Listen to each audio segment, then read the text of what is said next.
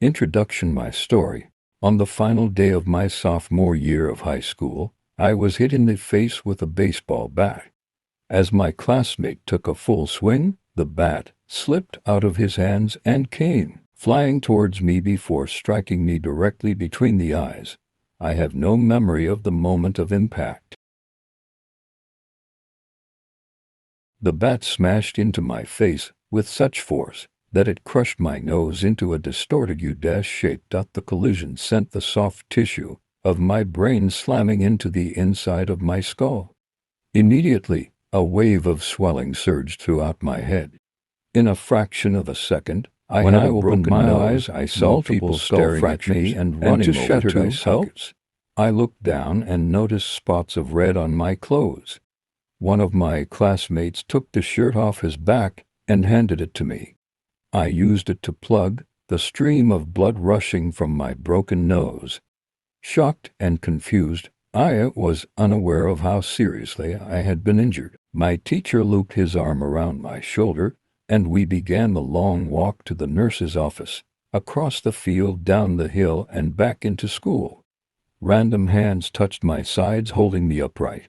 We took our time and walked slowly. Nobody realized that every minute mattered. When we arrived at the nurse's office, she asked me a series of questions. "What year is it?" 1998, I answered. "It was actually 2002. Who is the President of the United States?" "Bill Clinton," I said. The correct answer was George W. Bush. "What is your mom's name?" "Evan," I stalled. 10 seconds passed. "Patty," I said casually, ignoring the fact that it had taken me 10 seconds to remember my own mother's name. That is the last question I remember. My body was unable to handle the rapid swelling in my brain, and I lost consciousness before the ambulance arrived. Minutes later, I was carried out of school and taken to the local hospital. Shortly after arriving, my body began shutting down. I struggled with basic functions like swallowing and breathing. I had my first seizure of the day, then I stopped breathing entirely. As the doctors hurried to supply me with oxygen, they also decided the local hospital wasn't equipped to handle the situation and ordered a helicopter to fly me to a larger Hosea in Cincinnati. I was rolled out of the emergency room doors and toward the helipad. Across the street, the stretcher rattled on a bumpy sidewalk as one nurse pushed me along while another pumped each breath into me by hand. My mother, who had arrived at the hospital a few moments before, climbed into the helicopter beside me. I remained unconscious and unable to breathe on my own as she held my hand during the flight. While my mother rode with me in the helicopter, my father went home to check on my brother and sister and break the news to them. He choked back tears as he explained to my sister that he would miss her 8th grade graduation ceremony that night. After passing my siblings off to family and friends, he drove to Cincinnati to meet my mother. When my mom and I landed on the roof of the hospital, a team of nearly 20 doctors and nurses sprinted onto the helipad and wheeled me into the trauma unit. By this time, the swelling in my brain had become so severe that I was having repeated post-traumatic seizures. My broken bones needed to be fixed, but I was in no condition to undergo surgery. After yet another seizure, my third of the day, I was put into a medically induced coma and placed on a ventilator. My parents were no strangers to this hospital. 10 years earlier, they had entered the same building on the ground floor after my sister was diagnosed with leukemia at age 3. I was 5 at the time. My brother was just 6 months old. After 2.5 years of chemotherapy treatments, spinal taps, and bone marrow biopsies, my little sister finally walked out of the hospital happy, healthy, and cancer-free. And now, after 10 years of normal life, my parents found themselves back in the same place with a different child. While I slipped into a coma, the hospital sent a priest and a social worker to comfort my parents. It was the same priest who had met with them a decade earlier on the evening they found out my sister had cancer. As day faded into night, a series of machines kept me alive. My parents slept restlessly on a hospital mattress one moment. They would collapse from fatigue. The next they would be wide awake with worrying. My mother would tell me later, "It was one of the worst nights I've ever had." My recovery, mercifully, by the next morning my breathing had rebounded to the point where the doctors felt comfortable releasing me from the coma. When I finally regained consciousness, I discovered that I had lost my ability to smell. As a test, a nurse asked me to blow my nose and sniff an apple juice box. My sense of smell returned, but to everyone's surprise, the act of blowing my nose forced air through the fractures in my eye socket and pushed my left eye outward. My eyeball bulged out of the socket, held precariously in place by my eyelid and the optic nerve attaching my eye to my brain. The ophthalmologist said my eye would gradually slide back into place as the air seeped out, but it was hard to tell how long this would take. I was scheduled for surgery 1 week later, which would allow me some additional time to heal. I looked like I had been on the wrong end of a boxing match, but I was cleared to leave the hospital. I returned home with a broken nose, half a dozen facial fractures, and a bulging left eye. The following months were hard. It felt like everything in my life was on pause. I had double vision for weeks. I literally couldn't see straight. It took more than a month, but my eyeball did eventually return to its normal location. Between the seizures and my vision problems, it was 8 months before I could drive a car again. At physical therapy, I practiced basic motor patterns like walking in a straight line. I was determined not to let my injury get me down, but there were more than a few moments when I felt depressed and overwhelmed. I became painfully aware of how far I had to go when I returned to the baseball field 1 year later. Baseball had always been a major part of my life. My dad had played minor league baseball for the St. Louis Cardinals, and I had a dream of playing professionally too. After months of rehabilitation, what I wanted more than anything was to get back on the field. But my return to baseball was not smooth. When the season rolled around, I was the only junior to be cut from the varsity baseball team. I was sent down to play with the sophomores on junior varsity. I had been playing since age 4, and for someone who had spent so much time and effort on the sport, getting cut was humiliating. I vividly remember the day it happened. I sat in my car and cried as I flipped through the radio, desperately searching for a song that would make me feel better. After a year of self-doubt, I managed to make the varsity team as a senior, but I rarely made it on the field. In total, I played 11 innings of high school varsity baseball, barely more than a single game. Despite my lackluster high school career, I still believed I could become a great player, and I knew that if things were going to improve, I was the one responsible for making it happen. The turning point came 2 years after my injury, when I began college at Denison University.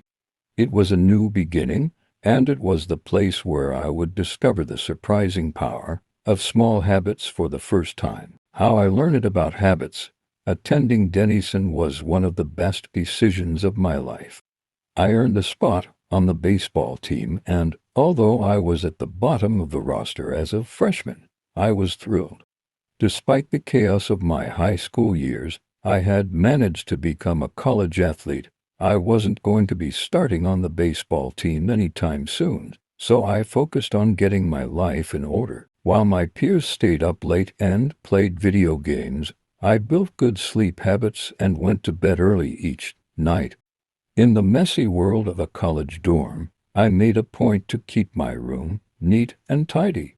These improvements were minor, but they gave me a sense of control over my life. I started to feel confident again, and this growing belief in myself rippled into the classroom as I improved my study habits and managed to earn straight A's during my first year. A habit is a routine or behavior that is performed regularly, and in many cases, automatically. As each semester passed, I accumulated small but consistent habits that ultimately led to results that were unimaginable to me when I started. For example, for the first time in my life, I made it a habit to lift weights multiple times per week, and in the years that followed, my 6 foot 4 inch frame bulked up from a featherweight 170 to a lean 200 pounds. When my sophomore season arrived, I earned a starting role on the pitching staff. By my junior year, I was voted team captain, and at the end of the season, I was selected for the all-conference team. But it was not until my senior season that my sleep habits, study habits, and strength training habits really began to pay off. 6 years after I had been hit in the face with a baseball bat, flown to the hospital, and placed into a coma, I was selected as the top male athlete at Denison University and named to the ESPN Academic All-America team, an honor given to just 33 players across the country. By the time I graduated, I was listed in the school record books in 8 different categories. That same year, I was awarded the university's highest academic honor, the President's Medal. I hope you'll forgive me if this sounds boastful. To be honest, there was nothing legendary or historic about my athletic career. I never ended up playing professionally.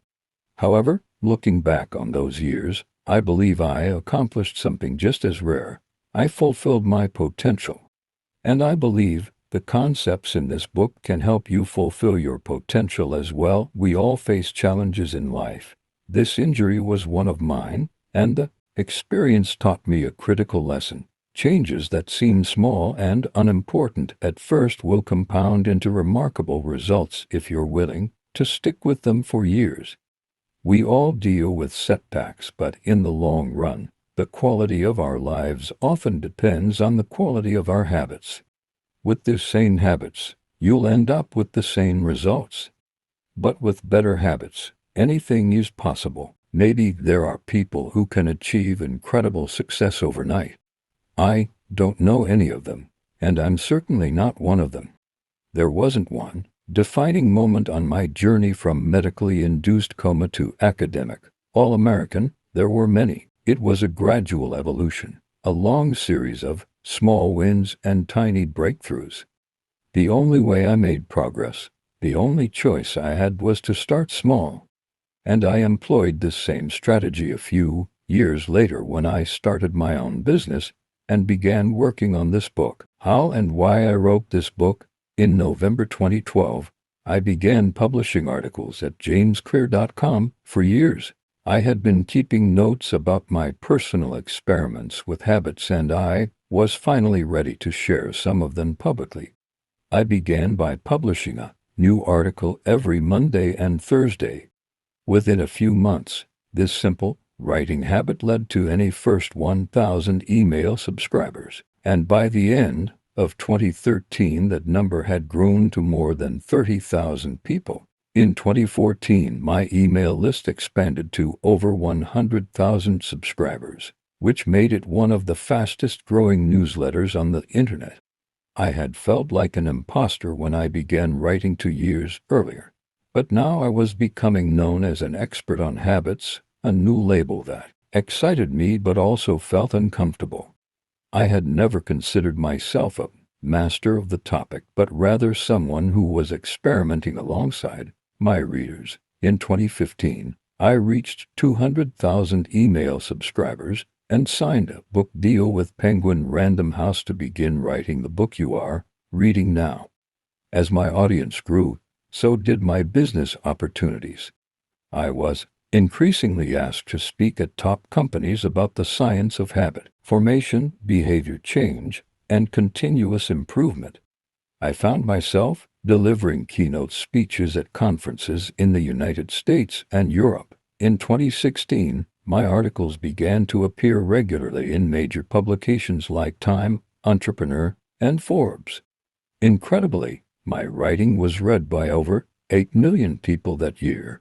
Coaches in the NFL, NBA, and MLB began reading my work and sharing it with their teams. At the start of 2017, I launched the Habits Academy, which became the premier training platform for organizations and individuals interested in building better habits in life and work.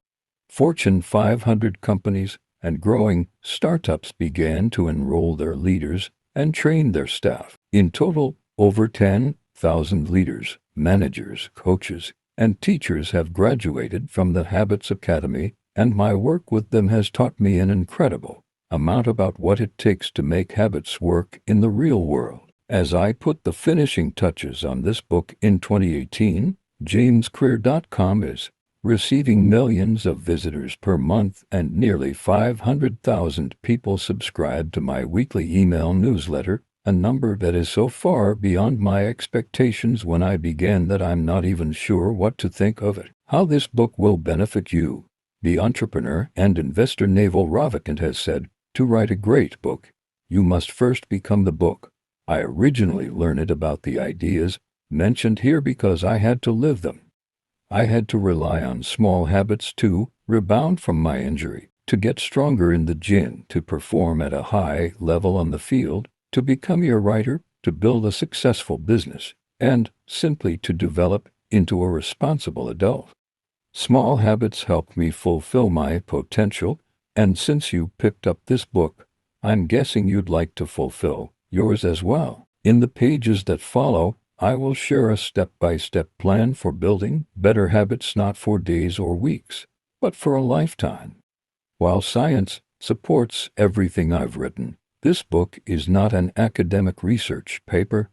It's an operating manual. You'll find wisdom and practical advice front and center as I explain the science of how to create and change your habits in a way that is easy to understand and apply. The fields I draw on biology, neuroscience, philosophy, psychology, and more have been around for many years.